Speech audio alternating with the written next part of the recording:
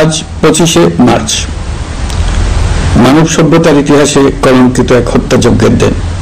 1971 সালের আজকের রাতে পাক হানাদার বাহিনী নিরপরাধ নিরস্ত্র ঘুমন্ত বাঙালির উপর নির্মমভাবে গুলি চালিয়ে হাজারো মানুষকে হত্যা করেছিল।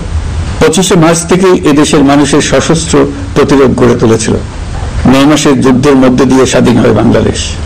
মহান স্বাধীনতা দিবসের প্রাক্কালে আমি গভীর শ্রদ্ধার সঙ্গে স্মরণ করছি মহান মুক্তিযুদ্ধের বীর শহীদদের, যাদের প্রাণের বিনিময়ে আমরা স্বাধীন সার্বভৌম বাংলাদেশ পেয়েছি।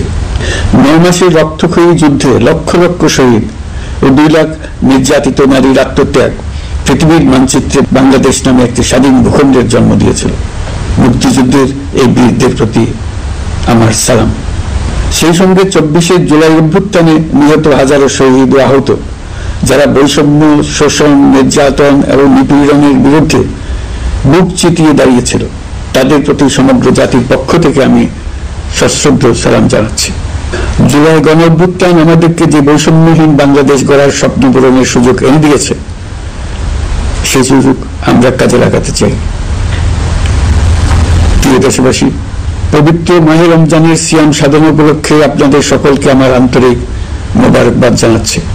সেই সঙ্গে সকলকে জানাই পবিত্র ঈদ উল ফিতরের অগ্রিম শুভেচ্ছা। ঈদ মুবারক। এবারের ঈদ স্মরণীয়ভাবে আনন্দদায়ক হোক, এই কামনা করছি। বর্তমান সরকার দায়িত্ব গ্রহণের পর থেকেই দ্রব্যমূল্য নিয়ন্ত্রণে জোর ব্যবস্থা নিয়েছে। রমজান ও ঈদে বড় চ্যালেঞ্জ ছিল জিনিসপত্রের দামের লাগাম টেনে ধরা, বিদ্যুৎ সরবরাহ নিশ্চিত করা। এই রমজানে যাতে কোনো পণ্যের দাম বেড়ে না যায় এবং বিদ্যুৎ সরবরাহ যেন বিঘ্নিত না হয়, সেজন্য আমরা সর্বোচ্চ চেষ্টা করেছি। রমজান মাস জুড়ে সরবরাহ চেনের প্রতিবন্ধকতা কঠোরভাবে প্রতিহত করতে সব ধরনের ব্যবস্থা আমরা নিয়েছি। দেশের সকল জায়গা থেকে খবর এসছে যে এই রমজানের দ্রব্যমূল্য আগের তুলনায় কমেছে, জনগণ স্বস্তি পেয়েছে।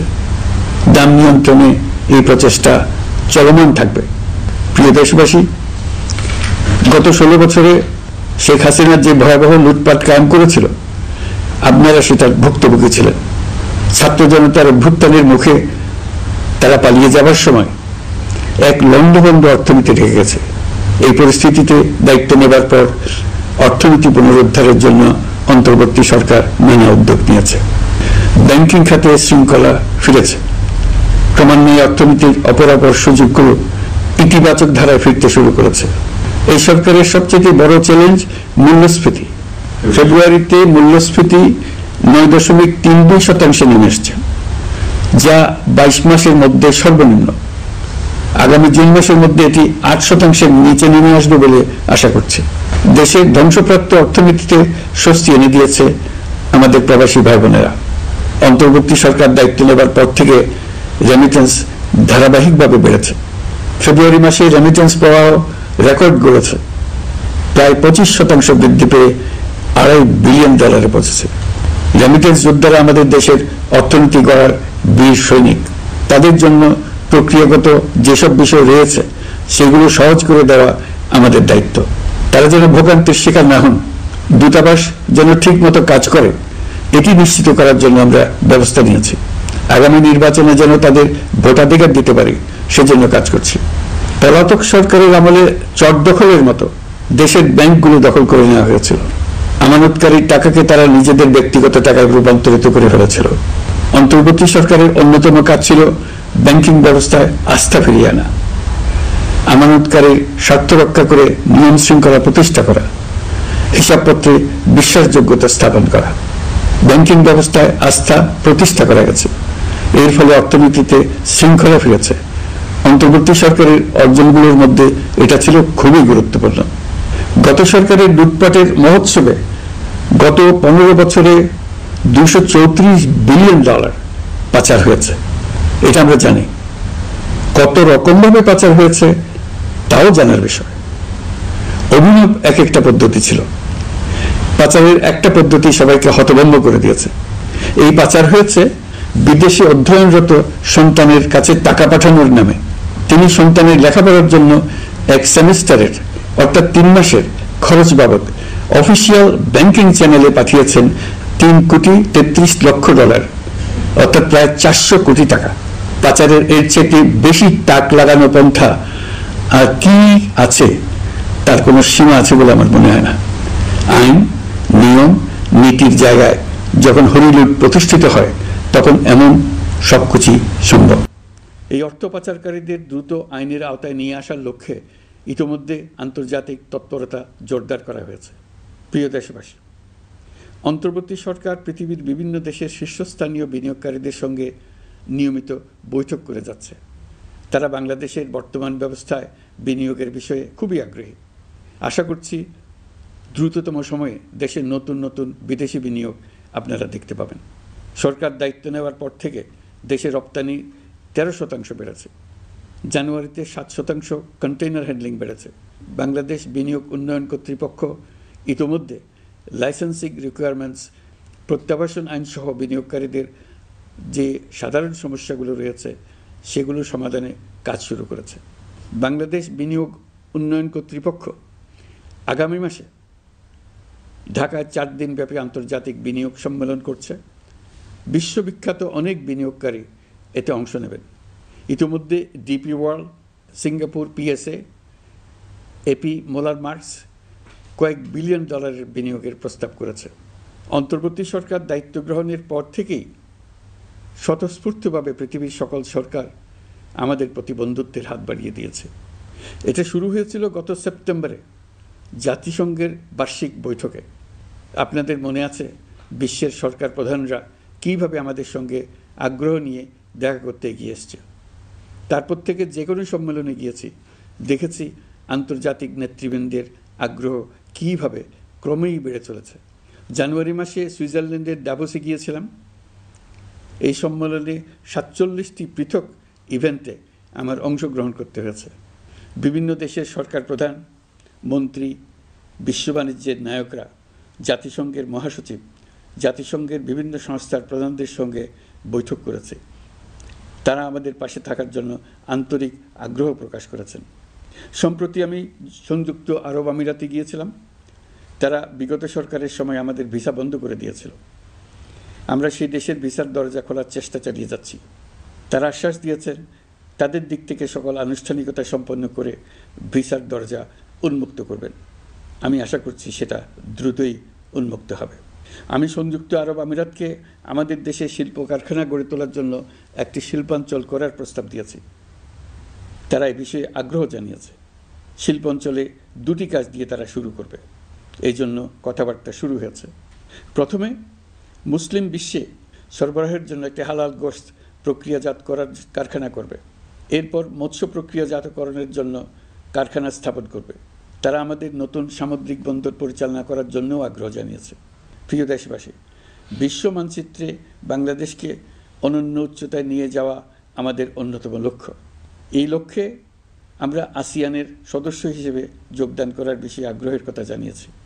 এই বছরের শুরু থেকেই মালয়েশিয়া আসিয়ানের চেয়ারম্যানের দায়িত্ব গ্রহণ করেছে। মালয়েশিয়ার মাননীয় প্রধানমন্ত্রী আনোয়ার ইব্রাহিমের সঙ্গে এই বিষয়ে কথা হয়েছে। তিনি আমাদের আবেদনের প্রতি সমর্থন জানিয়েছেন, আমাকে মালয়েশিয়া সফরের আমন্ত্রণ জানিয়েছেন। আমি এই আমন্ত্রণ গ্রহণ করেছি। মালয়েশিয়া রোহিঙ্গা সমস্যা সমাধানের জন্য জাতিসংঘের সম্মেলন আয়োজনের দায়িত্ব নিয়েছে। আমাদের দেশ থেকে শ্রমিক নিয়ে যাবার ব্যাপারে যে সমস্ত সমস্যার সৃষ্টি হয়েছিল সবগুলো সমাধানের জন্য আন্তরিকভাবে তারা কাজ করছে। আগামীকাল 4 দিনের সফরে আমি চীন যাচ্ছি। প্রেসিডেন্ট শি জিনপিংয়ের সঙ্গে আমার বৈঠক হবে। চীনের বড় বড় ব্যবসায়িক প্রতিষ্ঠানের সিইওদের সঙ্গেও বৈঠক করব। পৃথিবীর সর্ববৃহৎ চাইনিজ সোলার প্যানেল নির্মাতা প্রতিষ্ঠান লংজি বাংলাদেশে কারখানা স্থাপনের আগ্রহ জানিয়েছে। আমরা তাদের সঙ্গে কাজ করছি। এছাড়া প্রযুক্তিগত সহায়তা, মেডিকেল সহায়তা, স্বল্প মূল্যে চিকিৎসা সহ অন্যান্য বিষয়ে আলোচনা হবে। তারা আমাদের দেশ থেকে আম, কাঁঠাল ও পেয়ারা আমদানি করতে চায়। এটা খুব দ্রুতই শুরু হবে। এই সফরের মধ্য দিয়ে আমাদের 2 দেশের সম্পর্ক ঘনিষ্ঠতর হবে। আমি বরাবরই বলে এসেছি, আমরা মহা সৌভাগ্যবান এক জাতি। পৃথিবীর মানচিত্রে আমাদের অবস্থানের কারণে বাংলাদেশ, ভারত, নেপাল ও ভুটান দক্ষিণ এশিয়ার এই 4টি দেশ মিলে একটি যৌথ অর্থনীতি গড়ে তুলতে পারলে 4 দেশই লাভবান হবে। নেপাল ও ভুটান আমাদের জলবিদ্যুৎ দিতে অত্যন্ত আগ্রহী, আমরাও নিতে আগ্রহী। বাংলাদেশের শিল্পাঞ্চল গড়ে তুলতে এর কোনো বিকল্প নেই। আমাদের রয়েছে এক বিস্তীর্ণ মহাসাগর। ভৌগোলিক অবস্থানগত কারণে আমাদের সামনে বিরাট অর্থনৈতিক সুযোগ এনে দিয়েছে। কুমিরা থেকে টেকনাফ পর্যন্ত দীর্ঘ উপকূলভূমি। এই দীর্ঘ উপকূল জুড়ে বিরামহীনভাবে অনেকগুলি আধুনিক প্রযুক্তি সমৃদ্ধ আন্তর্জাতিক মানের সমুদ্র বন্দর, শিল্প কারখানা, রপ্তানি প্রক্রিয়াজাতকরণ এলাকা স্থাপন করা গেলে পুরো অর্থনৈতিক অঞ্চলের ভবিষ্যৎ দ্রুত পরিবর্তন সম্ভব। নেপাল থেকে জলবিদ্যুৎ আনতে পারলে জীবাশ্ম জ্বালানির উপর আমাদের নির্ভরশীলতা কমবে। বর্তমানে বিশ্ববাসী পরিবেশ রক্ষায় সচেতন, তারা এটাকেই সর্বোচ্চ অগ্রাধিকার দিচ্ছে। জীবাশ্ম জ্বালানির উপর নির্ভরশীলতা কমিয়ে পরিবেশ বান্ধব বিকল্প পাওয়া গেলে বিদেশি বিনিয়োগকারীদের আরও বেশি মনোযোগ আকর্ষণ করা যাবে। দেশের ক্রমবর্ধমান বিদ্যুৎ চাহিদার পরিপ্রেক্ষিতে রূপপুর পারমাণবিক বিদ্যুৎ কেন্দ্রের কাজ যথাসময়ে শেষ করার বেশি আমরা জোর দিয়েছি। রোসাটমের মহাপরিচালক আমাকে বলেছেন শিগগিরই বিদ্যুৎ কেন্দ্রটি পরীক্ষামূলকভাবে চালু করা হবে। আমাদের পণ্য পৃথিবীর পণ্য। এই পণ্য নেপালে যাবে, ভুটানে যাবে, ভারতের 7 সিস্টার্সে যাবে। প্রতিবেশীদের পণ্য আমাদের এখানে আসবে, সারা পৃথিবীর কাছে পৌঁছে যাবে। এইভাবেই এটি একটি লাভজনক অর্থনৈতিক অঞ্চল হিসেবে দাঁড়িয়ে যাবে। আর এই অঞ্চলের গুরুত্বপূর্ণ ভূমিকায় থাকবে বাংলাদেশ। বাংলাদেশের সবচেয়ে বড় সমস্যা সীমাহীন দুর্নীতি। স্বৈরাচারী সরকার এই দুর্নীতিকে বিশ্বের শীর্ষস্থানে নিয়ে গেছে। দুর্নীতির ফলে শুধু যে সবকিছুতে অবিশ্বাস্য রকম ব্যয়বৃদ্ধি পাচ্ছে তাই না, এর ফলে সরকার ও জনগণের সকল আয়োজন বিকৃত হয়ে যায়। সরকারের লক্ষ্য, নীতিমালা, প্রাতিষ্ঠানিক আয়োজন, সরকারি কর্মকর্তাদের দায় দায়িত্ব যা কিছু কাগজে লেখা থাকে তার সব কিছু অর্থহীন হয়ে যায়। দেশ চলে অলিখিত আয়োজনে। সরকারকে চলতে হয়, ব্যবসায়ীকে চলতে হয়, শিল্পপতিকে চলতে হয়, বিনিয়োগকারীকে চলতে হয়, দেশের সকল নাগরিককে এই অলিখিত নিয়মে চলতে হয়। নাগরিককে এই অদৃশ্য জগতের সঙ্গে মোকাবেলা করে টিকে থাকার বিদ্যায় পারদর্শী হতে সাধনা করতে হয়। দৈনন্দিন জীবনে টিকে থাকা এবং সাফল্য অর্জনের জন্য একটা নতুন ভাষা আয়ত্ত করতে হয়। চারদিকে কী শব্দ বলা হচ্ছে, কাগজে কী লেখা হচ্ছে তা মনে মনে দ্রুত অনুবাদ করে তার মর্মার্থ বুঝে নিতে হয়। তা না হলে দৈনন্দিন সিদ্ধান্ত নেওয়া যায় না। সবচেয়ে বড় মুশকিল হলো এর কোনো অভিধান নেই। কারণ ব্যক্তিবিশেষে, স্থান বিশেষে, পরিস্থিতি বিশেষে এর অর্থ ক্রমাগতভাবে পাল্টে যায়। পুরো বিশ্ব বুঝে গেছে আমরা জাতি হিসেবে সততার পরিচয় বহন করি না। এটা শুধু জাতীয় কলঙ্কের বিষয় নয়, আন্তর্জাতিক বাণিজ্যে এটা আত্মঘাতী বিষয়। দেশবাসীর মতো আন্তর্জাতিক সম্প্রদায়ও চায় আমরা দুর্নীতিমুক্ত হই, কারণ তারা আমাদের সঙ্গে ব্যবসা বাণিজ্য সম্প্রসারণ করতে চায়। দুর্নীতিমুক্ত হতে না পারলে ব্যবসা বাণিজ্য কিছুই চলবে না। দুর্নীতি থেকে মুক্ত হওয়া ছাড়া বাংলাদেশের কোনো গতি নেই। অন্তর্বর্তী সরকার সকল কাজ দুর্নীতিমুক্ত করতে সর্বোচ্চ অগ্রাধিকার দিয়ে যাচ্ছে। এই সরকারের মেয়াদকে দুর্নীতিমুক্ত রাখার চেষ্টার পাশাপাশি আগামী দিনেও দেশের নাগরিককে যেন সরকারের পৃষ্ঠপোষকতা দুষ্পুষ্ট দুর্নীতি থেকে মুক্ত রাখতে পারে সেই ব্যবস্থা নিশ্চিত করতে আমরা প্রতিশ্রুতিবদ্ধ। দুর্নীতি ও হয়রানি রোধে আমরা একটা বিষয়ের উপর গুরুত্ব দিচ্ছি। সরকারের সঙ্গে দৈনন্দিন, মাসিক বা বার্ষিক রুটিন কাজের জন্য যেন কোনো নাগরিককে সশরীরে কোনো সরকারি অফিসে উপস্থিত হতে না হয়। দুর্নীতি প্রতিরোধের অংশ হিসেবে সরকারি সব অফিসে ই-ফাইলিং চালুর সিদ্ধান্ত নেওয়া হয়েছে। ই-ফাইলিং ব্যবস্থা চালু হলে দুর্নীতি কমে আসবে। এতে করে কোন অফিসের কোন ডেস্কে কোন ফাইল আটকে আছে তা সহজেই জানা যাবে। সরকারি যতগুলো কার্যক্রমে অনলাইন সেবা চালু সম্ভব সবখানেই এই সেবা চালুর বিষয়ে সরকার কাজ করছে। সরকারি বিভিন্ন সেবা পেতে অসহায় নাগরিকের টুটি চেপে ধরে অবিশ্বাস্য পরিমাণ টাকা দিতে বাধ্য করা হয়। টাকার যে লেনদেন ও ভোগান্তির সম্মুখীন হতে হয় সেটা থেকে নাগরিকদের বাঁচানোর জন্য আমরা বদ্ধপরিকর। অনলাইনে সেবা পাওয়ার পদ্ধতিটি আরও কীভাবে সহজ করা যায় এই ব্যাপারে আমাদের কাছে পরামর্শ জানিয়ে লিখুন, ইমেল করুন। আপনি বা আপনার পরিবারের যে কেউ এই সেবা বাণিজ্যিকভাবে দিতে চাইলে প্রশিক্ষণ গ্রহণ করে পৃথিবীর যে কোনো স্থান থেকে এই সেবা দিতে পারবেন। বিগত সরকারের আমলে ভিন্ন মতকে দমন করার জন্য মিথ্যা মামলাকে হাতিয়ার হিসেবে বেছে নেওয়া হয়েছিল। বিভিন্ন পর্যায়ে যাচাই বাছাই করে আমরা এসব হয়রানিমূলক মামলা প্রত্যাহারের উদ্যোগ নিয়েছি। গত ফ্যাসিস্ট সরকারের সময় দায়ের করা রাজনৈতিক হয়রানিমূলক মামলাগুলোর মধ্যে সারা দেশে এই পর্যন্ত ৬,২৯৫টি মামলা প্রত্যাহারের সুপারিশ করা হয়েছে। অন্যান্য সকল হয়রানিমূলক মামলাও ক্রমান্বয়ে প্রত্যাহার করা হচ্ছে। এছাড়া এই পর্যন্ত সাইবার সিকিউরিটি আইনের অধীনে বিচারাধীন স্পিচ অফেন্স সংক্রান্ত ৪১৩টি মামলা প্রত্যাহার করা হয়েছে। এই আইনটি অবিলম্বে বাতিল করে নাগরিক বান্ধব সাইবার সুরক্ষা আইন করা হচ্ছে। মানুষের ভোগান্তি রোধেও আমরা আইনগত পদক্ষেপ নিচ্ছি। জিডি করার সময় স্বাক্ষর দেওয়ার জন্য এখন আর থানায় যাওয়ার প্রয়োজন নয়, এটা অনলাইনেই করা যাবে। এই ব্যাপারে প্রয়োজনীয় নির্দেশ দেওয়া হয়েছে। পাওয়ার অফ অ্যাটর্নি বিধিমালা সংশোধনীর মাধ্যমে প্রবাসী বাংলাদেশিদের হয়রানি লাঘব করা হয়েছে। সংশোধিত বিধিমালার আলোকে বাংলাদেশি পাসপোর্ট না থাকলেও বাংলাদেশি বংশোদ্ভূত ব্যক্তির পাসপোর্টে নো ভিসা রিকোয়ার্ড স্টিকার থাকলে কিংবা জন্ম সনদ বা জাতীয় পরিচয়পত্র থাকলেই তিনি বিদেশ থেকে পাওয়ার অফ অ্যাটর্নি সম্পাদন করতে পারবেন। সরকারি সিদ্ধান্ত ও প্রয়োজনীয় ব্যবস্থা নেওয়ার পর বিমানের টিকিট কেনার পুরো প্রক্রিয়াটি অনলাইনে নিয়ে যাওয়ার ফলে বিমানের টিকিটের দাম শতকরা ৫০ থেকে ৭৫% কমে গেছে। বিশেষ করে মধ্যপ্রাচ্যের প্রবাসী ভাই বোনেরা এতে করে স্বস্তি পাচ্ছেন। অন্যান্য এয়ারলাইনের টিকিটের দামও কমে গেছে।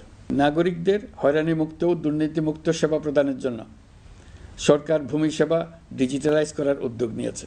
এর অংশ হিসেবে ভূমি মন্ত্রণালয় অনলাইনে ঘরে বসেই জমির খাজনা প্রদান, নামজারি, জমা খারিজ, খতিয়ান বা পর্চা সার্টিফাইড কপি, মৌজা ম্যাপ বা নকশা প্রদানের কার্যক্রম শুরু করেছে।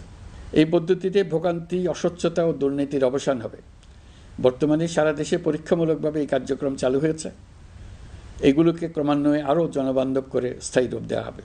এর লক্ষ্য হবে ক্রমাগতভাবে এই সকল দায়িত্ব সরকারের হাত থেকে নিয়ে সেবাদানকারী ব্যক্তি বা প্রতিষ্ঠানের কাছে ছেড়ে দেওয়া। গ্রামের স্কুল কলেজ পাশ করা ছেলেমেয়েরা, গৃহিণীরা ঘরে বসে সারা দেশে এই সেবা দান করবে এবং অনেকে তাদের কৃতিত্বের জন্য প্রসিদ্ধ হয়ে পড়বে। তারা সারা দেশের গ্রাহকদের সেবা নিজের গ্রাম থেকেই প্রদান করবে। রাজস্ব সংস্কার কমিশনের সুপারিশ অনুসারে জাতীয় রাজস্ব বোর্ড বিলুপ্ত করার সিদ্ধান্ত নেওয়া হয়েছে। এর জায়গায় দুটি পৃথক বিভাগ করা হচ্ছে। একটি হলো নীতি প্রণয়ন বিভাগ বা জাতীয় রাজস্ব নীতি বোর্ড, অন্যটি বাস্তবায়ন বিভাগ বা জাতীয় রাজস্ব সংগ্রহ বিভাগ। এর ফলে সরকারের পছন্দের ব্যক্তিরা হাজার হাজার কোটি টাকার রাজস্ব ফাঁকি দেওয়ার আর সুযোগ পাবে না। আমি আশা করি পরবর্তীতে যারা সরকারে আসবেন তারাও এই নীতি বহাল রাখবেন। এখনকার যুগ হলো প্রযুক্তির যুগ, সৃজনশীলতার যুগ। আমাদের দেশে ১৭ কোটি নারী পুরুষ, তার মধ্যে তরুণরা হলো বিপুলভাবে সংখ্যাগরিষ্ঠ। বাংলাদেশ মানব সম্পদের দিক থেকে ৮ম বৃহত্তম দেশ। একযোগে এই তরুণরা সৃজনশীলতা প্রকাশের সুযোগ পেলে বন্যার স্রোতের মতো আমাদের দেশ দ্রুত বেগে পৃথিবীর বাজারের মধ্যস্থানে চলে যাবে। এই বিপুল তরুণ গোষ্ঠীর সামনে থেকে পথের বাধা সরিয়ে দেওয়াই হলো আমাদের সরকারের প্রধান লক্ষ্য। প্রযুক্তি আমাদের জন্য সুযোগ সৃষ্টি করেছে, আমরা দ্রুত বেগে এই সুযোগ গ্রহণ করার কাজে নিজেদের নিয়োজিত করেছি। এমনভাবে আমরা প্রযুক্তি ব্যবহার করার কাজে নিয়োজিত হয়েছি যাতে নাগরিকের আঙ্গুলের ইশারায় সরকার তার সেবা নাগরিকের কাছে তাৎক্ষণিকভাবে হাজির করে। তা নিশ্চিত করার জন্য আমরা সেই সেবা দিতে চাই প্রযুক্তির মাধ্যমে, সরকারি অফিসের মাধ্যমে নয়। ইতিমধ্যে পাসপোর্ট পেতে পুলিশ ভেরিফিকেশনের নিয়ম আমরা বাতিল করে দিয়েছি। এর ফলে বর্তমানে নাগরিকরা আগের চাইতে সহজভাবে পাসপোর্ট সেবা পাচ্ছেন। পুলিশ রিপোর্ট প্রাপ্তির নিয়ম বাতিল করার পর এই পর্যন্ত ৭০,০০০ নতুন পাসপোর্ট, যা বহুকাল ধরে পুলিশ রিপোর্ট আসার অপেক্ষায় আটকে ছিল, তা দ্রুত আবেদনকারীদের হাতে পৌঁছে দেওয়া হয়েছে। পাসপোর্ট প্রাপ্তি সহজ করার জন্য আমরা পুরনো পদ্ধতি বাতিল করে ইলেকট্রনিক পাসপোর্ট প্রচলন শুরু করেছি। এর ফলে দ্রুত পাসপোর্ট দেওয়া সম্ভব হচ্ছে। দেশের অভ্যন্তরে ই পাসপোর্ট হোম ডেলিভারি দেওয়া সম্ভব হচ্ছে। আগামীতে সকলেই ঘরে বসে পাসপোর্ট পাবেন, এটা নিশ্চিত করার চেষ্টা করছি। পাসপোর্ট দেওয়ার দায়িত্বে নিয়োজিত কর্মকর্তারা অত্যন্ত উৎসাহ সহকারে দ্রুত এসব পরিবর্তন আনার ব্যাপারে এগিয়ে আসছেন দেখে মনটা আনন্দে ভরে যায়। প্রিয় দেশবাসী, হজ মুসলমানদের জন্য সবচেয়ে গভীর আধ্যাত্মিক সফরগুলোর মধ্যে প্রধান। সারা জীবন তারা হজ পালনের জন্য অপেক্ষা করেন। পবিত্র হজ পালনে বাংলাদেশের হাজিরা প্রায় বিভিন্ন চ্যালেঞ্জের সম্মুখীন হন। ভাষাগত বাধা, স্বাস্থ্য ঝুঁকি, অতিরিক্ত ভিড়, প্রশাসনিক জটিলতা এবং লজিস্টিক সমস্যা সহ নানা অসুবিধা। হজের অভিজ্ঞতাকে মসৃণ ও নিরাপদ করতে অন্তর্বর্তীকালীন সরকার একটি মোবাইল অ্যাপ তৈরি করেছে, যা সম্মানিত হাজিদের যাত্রার আগে, যাত্রা চলাকালীন সময়ে এবং ফিরে আসার পরেও প্রয়োজনীয় সহায়তা প্রদান করবে। এই অ্যাপটি বাংলা ভাষায় রিয়েল টাইম নির্দেশনা ও সহায়তা প্রদান করবে। সরকার সমর্থিত বিশেষ ডেবিট কার্ডের মাধ্যমে বিদেশের স্থানীয় মুদ্রায় আর্থিক লেনদেন নিশ্চিত করবে। লাগেজ যাতে হারিয়ে না যায় তার জন্য লাগেজ ট্র্যাকিংয়ের ব্যবস্থা থাকবে। মোবাইল ফোনের মাধ্যমে হজযাত্রীরা প্রত্যেক দিন ওই দিনের করণীয় ও যাতায়াতের বিস্তারিত বিবরণ জানতে পারবেন। যেদিন যে দোয়া পড়তে হবে সেটা স্মরণ করিয়ে দেবে। যেসব পবিত্র স্থানে যাবেন সেসবের ছবিসহ ইতিহাস বর্ণনা করবে। হাজিদের মনে কোনো প্রশ্ন জাগলে কল সেন্টারে ফোন করে সেই প্রশ্নের উত্তর পাবেন। শরীর খারাপ লাগলে ডাক্তারের সঙ্গে যোগাযোগ করিয়ে দেবে। সম্মানিত হাজিদের কোনো পরামর্শ থাকলে সেটা পরামর্শ পৃষ্ঠায় লিখে দিতে পারবেন। ভ্রমণের দৈনন্দিন ঝামেলার জন্য হজের মূল লক্ষ্যকে পরাজিত করতে না পারে তার জন্য সকল ব্যবস্থা এতে রাখা থাকবে। প্রিয় দেশবাসী, আপনারা শুনেছেন আমি স্টারলিংকের প্রতিষ্ঠাতা এবং বিশ্বের শীর্ষ ধনকুবের স্পেস এক্স ও টেসলার মালিক এলন মাস্কের সঙ্গে ফোনে আলাপ করে বাংলাদেশে স্টারলিংকের কার্যক্রম শুরু করার আহ্বান জানিয়েছি। সে অনুসারে কোম্পানির প্রতিনিধিরা এখন বাংলাদেশে তাদের কার্যক্রম শুরুর আয়োজন করছে। তাদের সঙ্গে 3 মাসের মধ্যেই বাণিজ্যিক চুক্তি চূড়ান্ত করার কাজ চলছে। স্টারলিংকের মাধ্যমে স্বল্প মূল্যে উচ্চগতির ইন্টারনেট বাংলাদেশের ডিজিটাল জগতে একটা বিপ্লব আনবে। স্টারলিংক সেবা চালু হলে দেশের প্রতিটি গ্রাম, দ্বীপাঞ্চল, দুর্গম পাহাড়ি অঞ্চল অতি উচ্চগতির ইন্টারনেট সেবার আওতায় চলে আসবে। স্টারলিংক চালু হলে ভবিষ্যতে কোনো সরকার ইন্টারনেট সেবা বন্ধ করে মানুষকে আর তথ্যবন্দী করার কোনো সুযোগ পাবে না। বাংলাদেশের প্রতিটি অঞ্চলে বিশ্বমানের শিক্ষা, স্বাস্থ্যসেবা, অর্থনৈতিক ক্ষেত্রে সকল নাগরিকের অংশগ্রহণ নিশ্চিত করা যাবে। আমাদের নতুন প্রজন্ম দেশের যে কোনো প্রত্যন্ত অঞ্চলেই থাকুক না কেন, তারা বিশ্ব নাগরিক হয়ে গড়ে ওঠার সুযোগ পাবে। সরকার যুব উদ্যোক্তা নীতি 2025 প্রণয়ন করেছে। এর লক্ষ্য হবে সামাজিক, অর্থনৈতিক ও পরিবেশগত অগ্রগতির মূল চালক হিসেবে তরুণ তরুণীদের ক্ষমতায়ন করা। এই নীতি টেকসই উন্নয়ন লক্ষ্যমাত্রা অর্জনের উপায় হিসেবে সফল উদ্যোক্তা তৈরিতে সহায়ক হবে। সামাজিক ও অর্থনৈতিক ক্ষেত্রে তরুণ উদ্যোক্তাদের অবদানকে স্বীকৃতি দেওয়া হবে। প্রিয় দেশবাসী, জাতিসংঘের মহাসচিব অ্যান্টনিও গুতেরেস কয়েকদিন আগে বাংলাদেশ সফর করেছেন। তাকে সঙ্গে নিয়ে আমি কক্সবাজারে রোহিঙ্গা ক্যাম্পগুলোতে গিয়েছি। ক্যাম্পে অবস্থানরত 1 লাখ রোহিঙ্গা শিশু, কিশোর, নারী, পুরুষ সবার সঙ্গে একসঙ্গে ইফতার করেছে। আমাদের প্রস্তাবে সম্মতি জানিয়ে আগামী সেপ্টেম্বর মাসে জাতিসংঘের সাধারণ অধিবেশনে রোহিঙ্গা সংকট নিয়ে একটি পৃথক অধিবেশন আয়োজন করার প্রস্তুতি নিচ্ছে।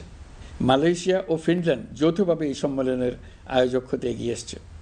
এর পাশাপাশি অস্ট্রেলিয়ার সাবেক ভারপ্রাপ্ত প্রধানমন্ত্রী জুলি বিশপকে আমি এই গুরুত্বপূর্ণ সভায় মুখ্য ভূমিকা পালনের জন্য আহ্বান জানিয়েছি।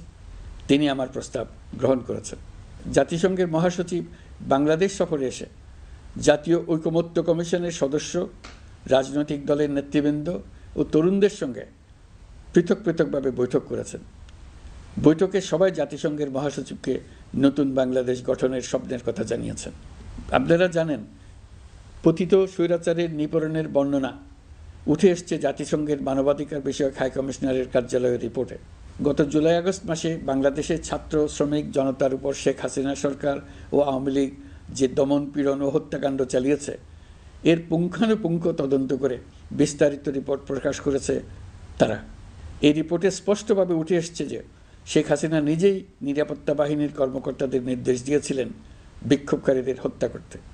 বিগত সরকার, আওয়ামী লীগ ও আওয়ামী লীগের সহযোগী গোষ্ঠী ও সংগঠন একত্রিত হয়ে পরিকল্পিতভাবেই গুরুতর মানবাধিকার লঙ্ঘনে জড়িত ছিল।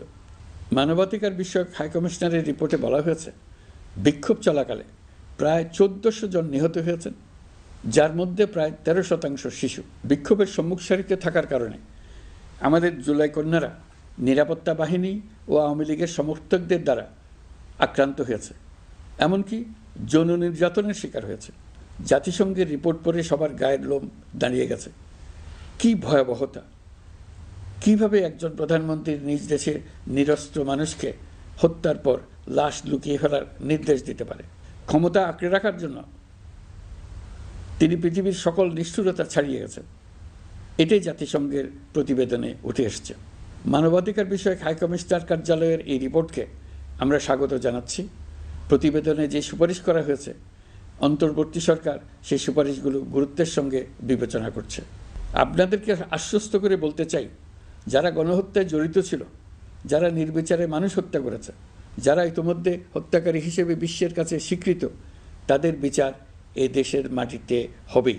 প্রিয় দেশবাসী, আপনারা জানেন অন্তর্বর্তী সরকার দায়িত্ব নেবার পর থেকেই গণমাধ্যম ও সোশ্যাল মিডিয়ায় গুজবের যেন এক মহোৎসব চলছে।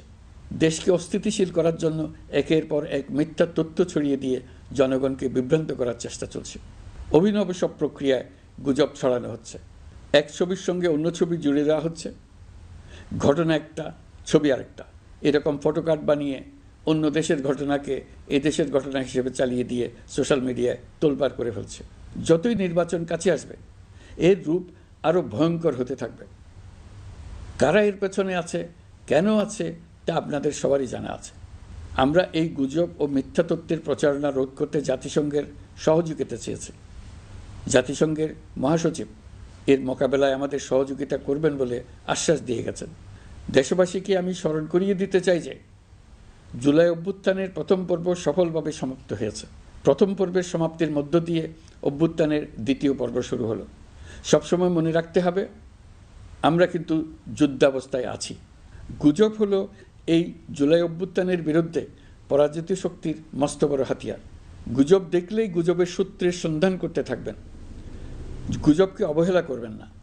বহু অভিজ্ঞ সমর বিশারদ এই গুজবের পেছনে দিনরাত কাজ করছে। সীমাহীন অর্থ এর পেছনে নিয়োজিত আছে। এর মূল লক্ষ্য জুলাই অভ্যুত্থানকে ব্যর্থ করা। আমরা তাকে ব্যর্থ হতে দেব না। আমাদের সামগ্রিক ঐক্য পলাতক শক্তির গায়ে জ্বালা ধরিয়ে দিচ্ছে। তারা এই ঐক্য ভাঙতে চায়। তাদের অভিনব কৌশল আপনি টেরই পাবেন না। আপনি বুঝতেই পারছেন না কখন তাদের খেলায় আপনি পুতুল হয়ে গেছেন। আমাদের সচেতনতা এবং সামগ্রিক ঐক্য দিয়েই এই গুজবকে রুখতে হবে। পলাতক অপশক্তির ষড়যন্ত্রকে ব্যর্থ করে দিতে হবে। প্রিয় দেশবাসী, আপনারা জানেন ইতিমধ্যে জাতীয় ঐকমত্য কমিশন তাদের কাজ শুরু করেছে। 6টি সংস্কার কমিশনের 166টি সুপারিশ ও পূর্ণাঙ্গ প্রতিবেদন সহ 38টি রাজনৈতিক দলের কাছে চিঠি দেওয়া হয়েছে। ইতিমধ্যে রাজনৈতিক দলগুলোর সঙ্গে বৈঠক শুরু হয়েছে। দেশের রাজনৈতিক দলগুলো খুবই ইতিবাচকভাবে সংস্কার কাজে সাড়া দিয়েছেন। তাদের মতামত তুলে ধরছেন। কোন রাজনৈতিক দল কোন কোন সংস্কার প্রস্তাবে একমত হয়েছেন, কোনটিতে দ্বিমত হয়েছেন, সেসব তারা জানাচ্ছেন। এটা আমাদের জাতির জন্য অত্যন্ত সুখকর বিষয় যে প্রতিটি রাজনৈতিক দল সংস্কারের পক্ষে মত দিচ্ছেন। ঐকমত্য কমিশনের মাধ্যমে সকল রাজনৈতিক দলের মতামত নেওয়ার কাজ এখন চলমান আছে। কমিশনের লক্ষ্য যে সকল বিষয়ে রাজনৈতিক দলগুলো একমত হবেন সেগুলো চিহ্নিত করা এবং তার একটা তালিকা প্রস্তুত করা। যে সকল দল এতে একমত হয়েছেন তাদের স্বাক্ষর নেওয়া। এই তালিকাটাই হবে জুলাই চার্টার বা জুলাই সনদ। আমাদের দায়িত্ব জাতির সামনে পুরো প্রক্রিয়াটা স্বচ্ছভাবে তুলে ধরা এবং প্রক্রিয়া শেষে নির্বাচনের আয়োজন করা। নির্বাচনের ব্যাপারে আমি আগেও বলেছি, আবারও বলছি, এবছর ডিসেম্বর থেকে আগামী বছরের জুনের মধ্যে নির্বাচন হবে। আমরা চাই আগামী নির্বাচনটি বাংলাদেশের ইতিহাসে সবচেয়ে অবাধ, সুষ্ঠু ও গ্রহণযোগ্য নির্বাচন হবে। এই জন্য নির্বাচন কমিশন সব ধরনের প্রস্তুতি নিতে শুরু করেছে। রাজনৈতিক দলগুলো ব্যাপক উৎসাহ উদ্দীপনায় নির্বাচনের জন্য তৈরি হতে শুরু করবে বলে আশা করছি। প্রিয় নাগরিকবৃন্দ, আমাদের দেশের নারীরা দীর্ঘ আন্দোলনের মাধ্যমে বহু বছর ধরে অনেক বাধা পেরিয়ে একটু একটু করে সামনে এগিয়ে যাচ্ছে। স্বাধীনতার 54 বছর পরেও এদেশের নারীরা অর্থনৈতিক, রাজনৈতিক, সামাজিক বৈষম্যের শিকার।